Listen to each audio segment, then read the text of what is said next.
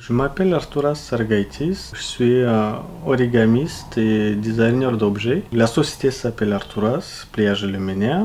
En fait, le travail que j'ai fait, il est basé sur des pliages. Quand on dit le pliage, certes, on voit le papier, mais en fait, mon travail, il consiste plus de la recherche des matériaux et des procédés pour les adapter au pliage, entre guillemets, dit papier. Donc ça passe par une étape de réflexion au niveau des dépliages et les formes que ça peut donner.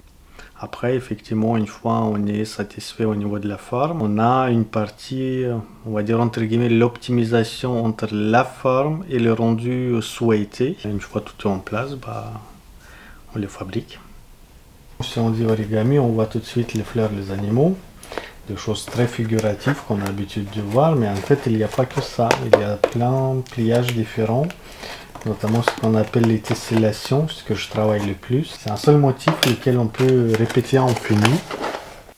Pour des luminaires, en général, c'est des polypropylènes, c'est du plastique si vous voulez.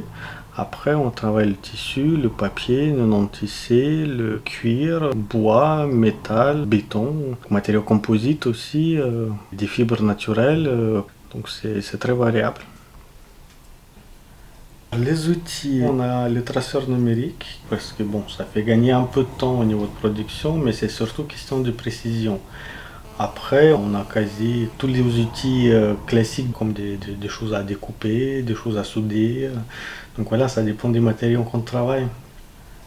D'autre part, l'idée du boutique, il faut comprendre que c'est pas tout à fait une boutique ordinaire, parce que d'abord c'est un atelier, et effectivement la boutique et tout le reste c'est un plus. Donc c'est un lieu de travail.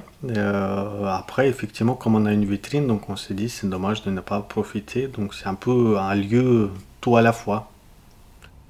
Ma clientèle est très variable, ça peut être des particuliers, des professionnels, on travaille vraiment avec tout le monde.